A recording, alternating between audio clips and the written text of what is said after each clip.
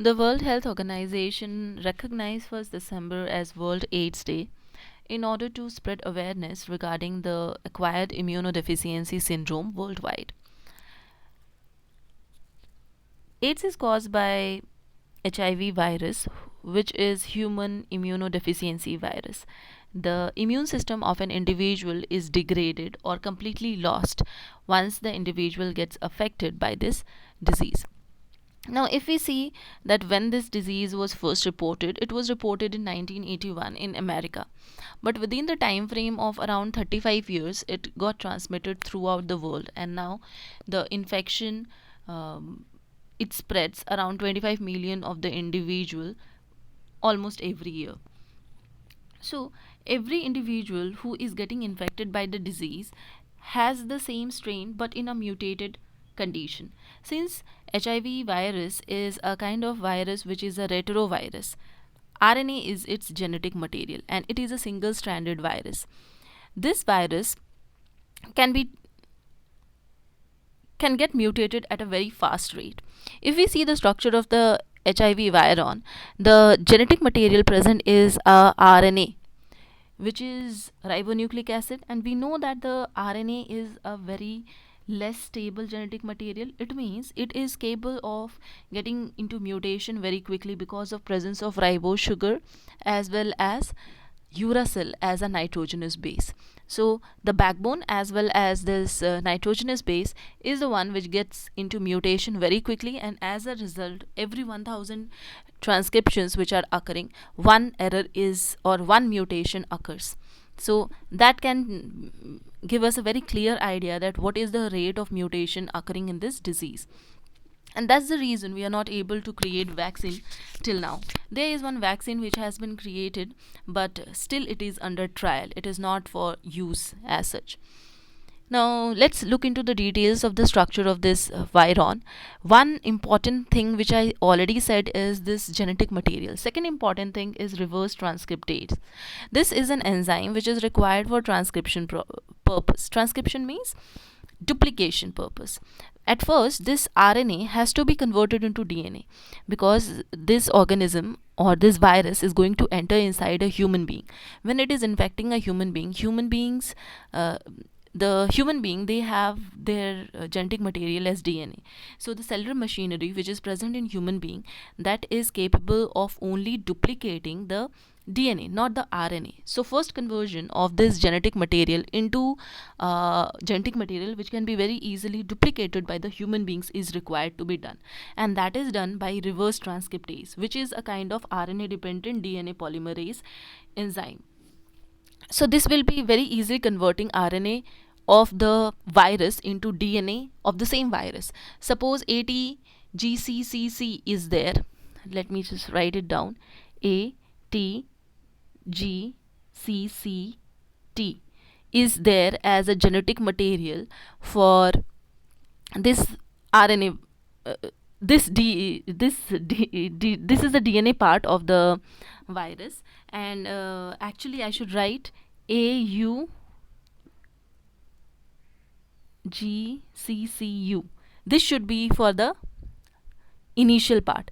This is initially present inside the virus, and after conversion into DNA part it will be ATGCCT. I hope you can understand. U will be replaced by T so that the RNA gets converted into DNA. Once this conversion is done, then after this, copies of this ATGCCT will be made by the entire virus, and now thousands of copies of the virus will be ready for infecting the entire individual and then infecting other people who come in contact with the individual for transmission. Now let's see other things which are present inside the virus. Next is the nucleocapsid. Nucleocapsid is protecting the genetic material. Membrane, the plasma membrane is there, which is a liquid membrane. Proteases are present in order to, which are protein digesting enzymes. Now what is the importance of protein digesting enzyme inside this virus? That is also we are going to look into. You can see VIF, VPR, NEF and P7. These all are the different kinds of proteins which are present inside this virus, and they have various role to play once they enter inside the human being. Now this VIF is actually a protein which is capable of inhibiting any kind of cellular factors which are there inside the individual. Cellular factors in the sense WBC molecules, or the lymph, or any defense mechanism, the macrophages and all, they all will be inhibited for recognizing this virus as a foreign material. VPR is a kind of protein which will arrest the cell in which this virus is going to enter. Arresting the cell is quite important so that it can hijack the entire cellular machinery of the cell in which it has entered, and use it for copying its own genetic material into DNA, and then its several copies. NF is a kind of protein which helps in replication of the same virus's genetic material. NEF has one more important role to play. Actually, it plays various roles. One of it is this: it is helping in duplication of the genetic material. Other than that, it helps in locking or inhibiting the MHC factors. What is MHC? Major histocompatibility complex. This is a kind of protein which helps in locating any foreign material which has entered our body. Suppose during organ transplantation, even if everything is matched, still some of the organs are not taken up by the individuals from the donors. The reason for that is this: MHC does not match. MHC of two individuals, there is a very less chance that it is going to match, and that is also inhibited by this NEF proteins of the individual.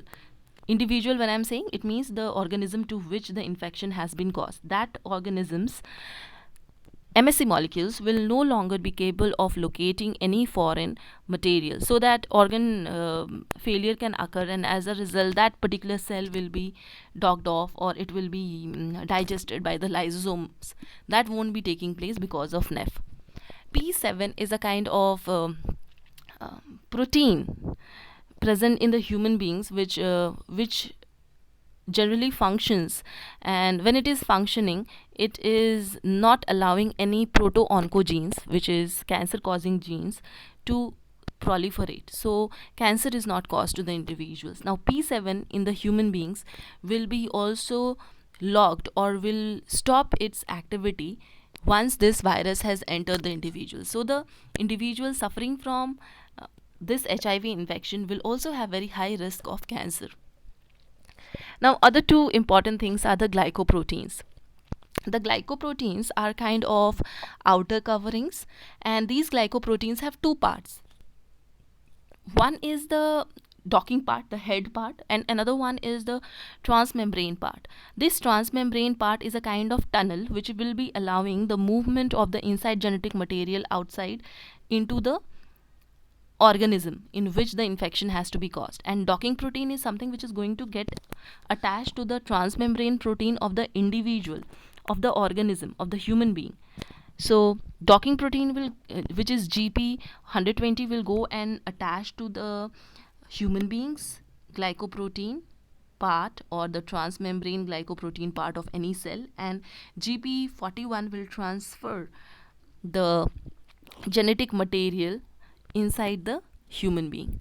And once this is done, then after, the cellular machinery is hijacked of the individual, and now the new cells will be formed. Integrase is a kind of enzyme which helps in the assembly of the genetic material. Once the viruses, capsid is formed, and other parts are formed, these all parts, they all will be together forming the entire virus, infective virus, that will be formed with the help of this integrase enzyme.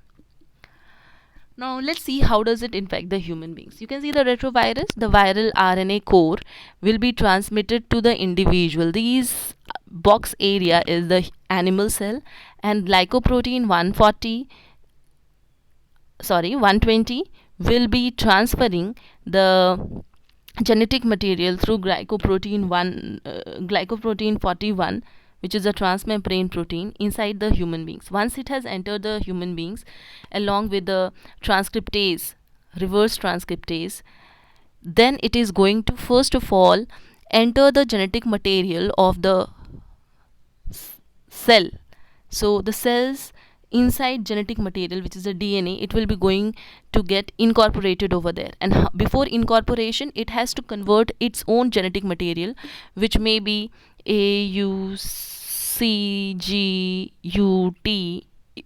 T won't be there, sorry, C. If this is the actual RNA genome, it will be converted into A T C G T C, so that now it can get incorporated into this genetic material. Once it will be incorporated into the genetic material, it will arrest the cell with the help of those proteins, and now only the viruses will be formed.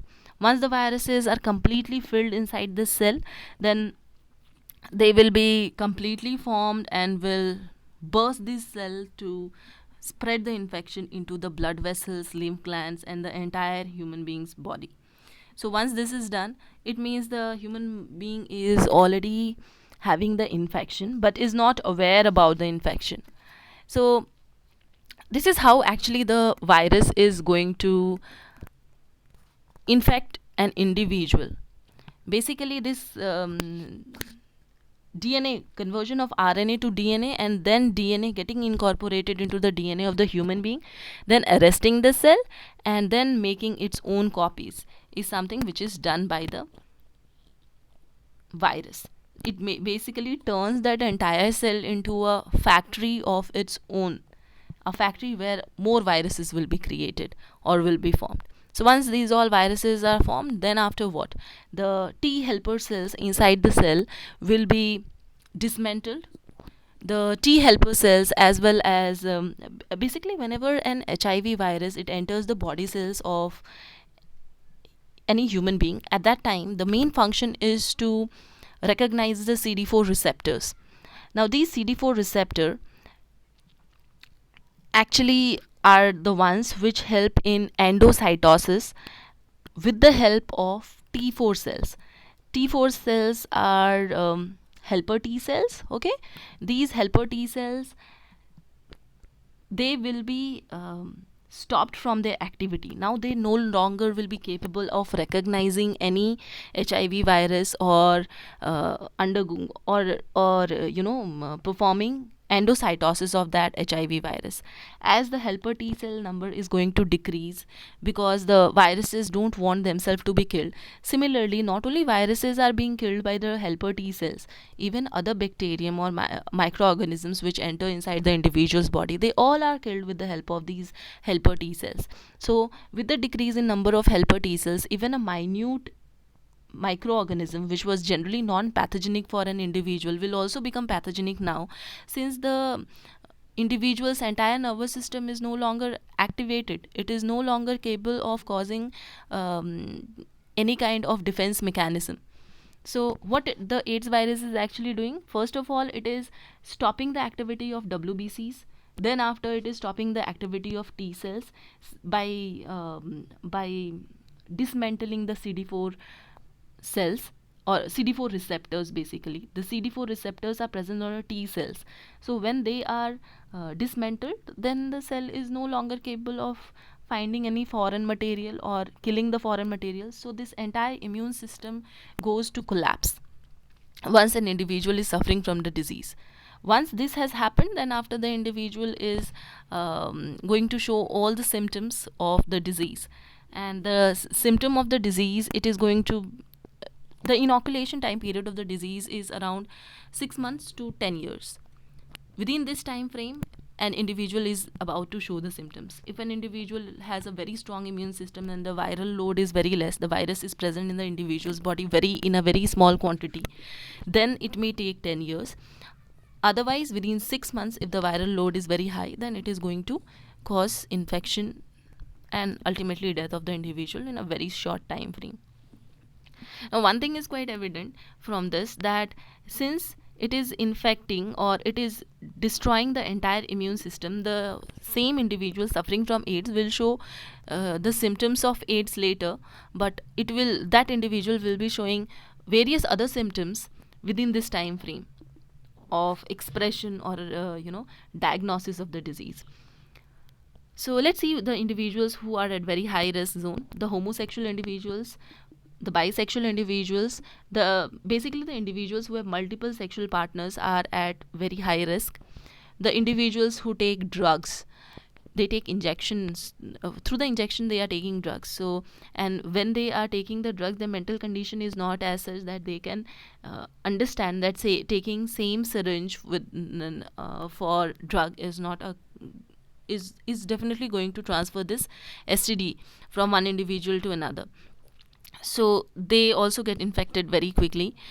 Even the individuals who take blood regularly, like the thalassemia patients or the individuals who have sudden other diseases and they need blood transfusion, the blood cancer people, they will be taking blood transfusion, and those individuals are also at very high risk for this disease.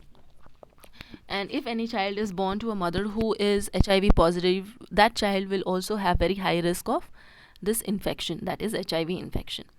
The various mode of transmission of this disease is unprotected sex with multiple partners, or anyone who about whose history the individual is not aware. If the individual is suffering from HIV or not, that if anyone has no idea about it and has intercourse with that kind of individual, they will definitely suffer from the disease. So sexual contact with unknown partners is one of the cause for transmission of the disease.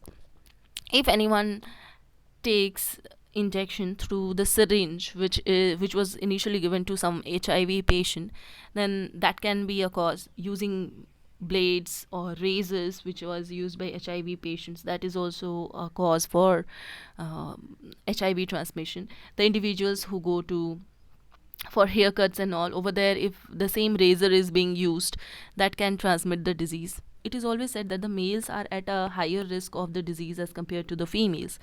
And blood to blood contact, any body fluid contact, if someone is having some bruise, someone is having a open cut, if you have an open cut and you are trying to help someone who is a HIV patient is also having some cut in his or her body, then the blood, your blood and that person's blood, if it comes in contact, that is way too sufficient to transmit the disease to you.